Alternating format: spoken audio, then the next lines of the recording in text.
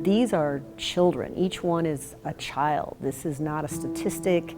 This is not a number. This is an individual child, and we're 72 of them in this room.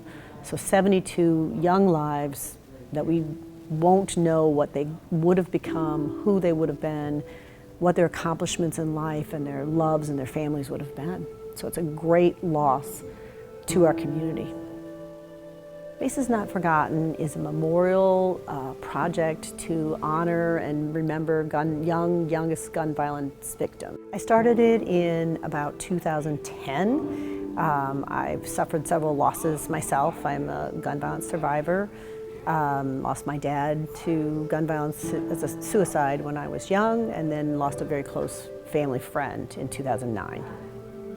Our mission is to give comfort to the families with an original portrait that is donated to the families by professional portrait artists, and then to raise awareness of the loss of these children through exhibits of the Faces Not Forgotten quilts, which are fine art images of the original portraits collaged with a handkerchief, which is symbolic of a mother's grief.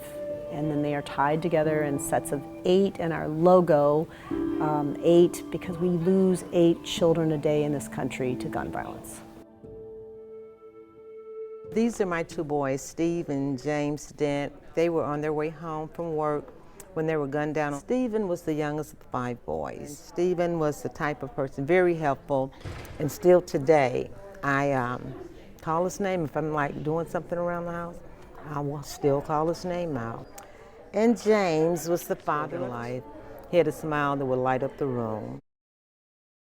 We've done over 300 portraits in the country. We're in 19 states now and growing. We've done about 35 quilts now. I think that visually we held a collective memory of images, if we all can kind of close our eyes and know the Mona Lisa.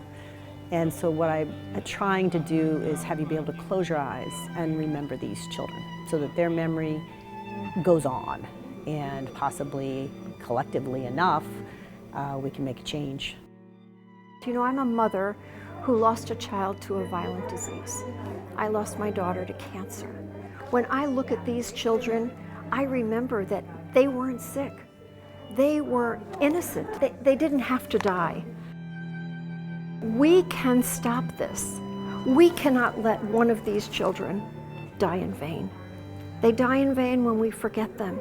They die in vain when we don't keep fighting for the kinds of gun laws that will help protect them and protect the ones in the future who maybe we can save.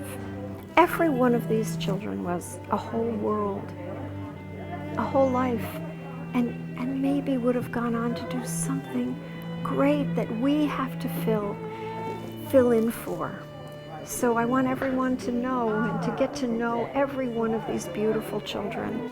They're children, you know, who have met an untimely end, and it's a terrible thing for them and their families. And so if you have an opportunity to comfort their families in a real solid, long-lasting way, then it's a beautiful thing to be able to do. Whenever I look at these pictures, it's like they're looking back at me, letting me know, hey Mom, I'm okay. You know, we're together, and you know, they just look peaceful to me.